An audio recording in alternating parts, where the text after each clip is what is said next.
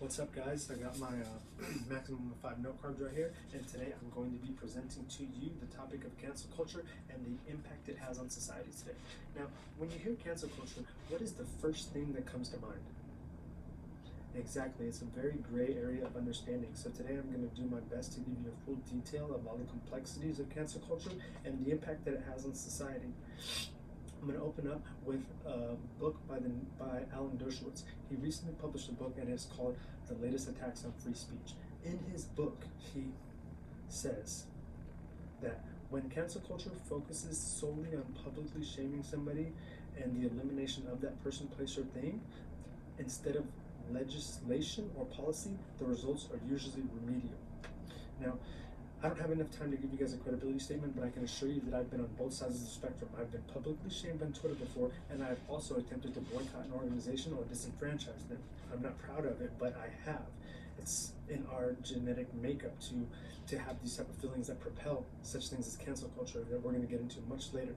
Now, I'm going to start off with the origin of cancel culture, how it became so prominent, how it gained traction. Then I'm going to touch on some of the examples, and I'm going to do my best to interpret those examples for you. Then I'm going to cover the psychological aspects and the harms that it has on the proponents and the victims and how it might affect the political landscape.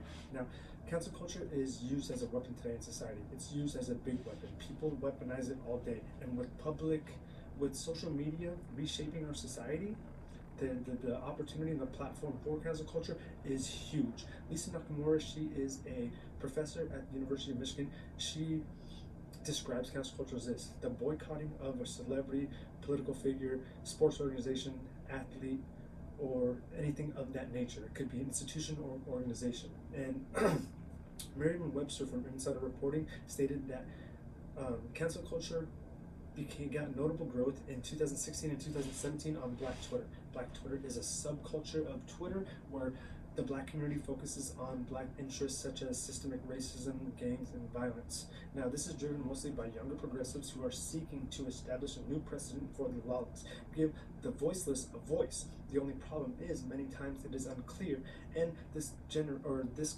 culture has normalized pointing out one person's flaws based off another person's moral credentials, and it is being normalized and it is being celebrated. And when I get into these examples upcoming, then you're going to understand. In 2020, it's 2020. You don't know a word more politically activated or politically sensitive than coronavirus, except canceled. Now, here's some of the examples. Kevin Hart. In 2018, he was pretty much disenfranchised from hosting the Oscars. He was disenfranchised from hosting the Oscars because he had old tweets, homophobic tweets, resurface. And India Moore, she's a star on the FX show. She states, quote, that nobody deserves to be defined by their worst mistakes, and that's exactly what was happening to Kevin Hart. There's another article by Rob Henderson published in March 2020 in the Psychology Today, and he touches on a man named Carson King. This man, Carson King, ended up raising $3 million for a children's hospital. He raised these $3 million, a journalist dug up into his past and saw some tweets that might be offensive and racist. That man was canceled. He lost all of his sponsors. In the process, that same journalist got canceled for similar tweets that somebody dug up about him. This is kind of like a paradox, and it's happening every day. If you guys can't see in society, people are getting slammed every day and all day.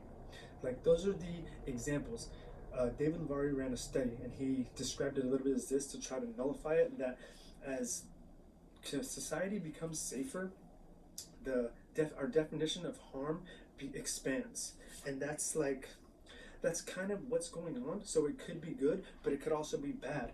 And a lot of times it is clear, but more times it is unclear. Like for a sexual predator, you know that something needs to happen, like for Bill Cosby or Harvey Weinstein. But for somebody that said something that somebody else might deem offensive, or for an old tweet or a comment thread, and to target them or eliminate them, it is more ambiguous and unclear. Now that we've gone over some of the examples, the interpretations of those examples, the origin of cancel culture, let's step into the psychological aspect. It's probably the most important part.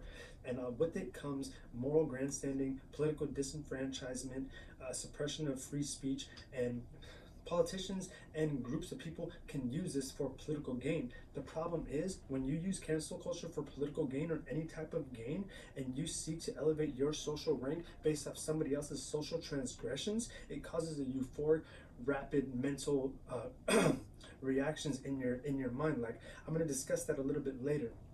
But there's two things that you need to be aware of: sociometric status and socioeconomic status. The sociometric status is how much a person is noticed or liked by his peers, and the socioeconomic status is that person's actual rank. Susan Goldsboro puts it like this.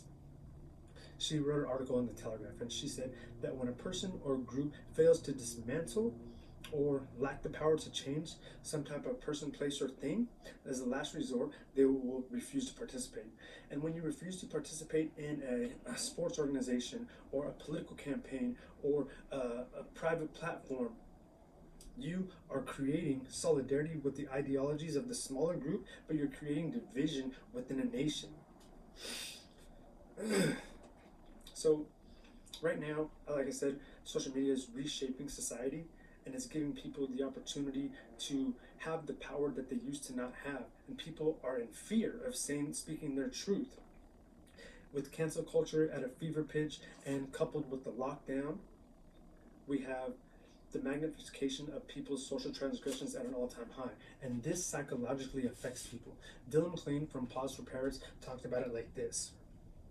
When someone is attacked or humiliated or discredited by the masses for their transgressions, it causes more than just the loss of status. There's a psychological goal behind canceling somebody. When you cancel somebody, you pretty much take their rank in society because you are being deemed and justified as being right when that person is on his decline. And this whole time, people are laughing at you while you are on your demise. That is devastating to somebody, to be exiled from their social tribe, to lose their spot in the community, to lose their job, while this other person has done nothing except for publicly shame you for something that he or she finds offensive. It shows that elevating one's social rank at the expense of another's gives euphoric, rapid mental social rewards. Like, I can get into this a lot more, but we don't have the time today, guys.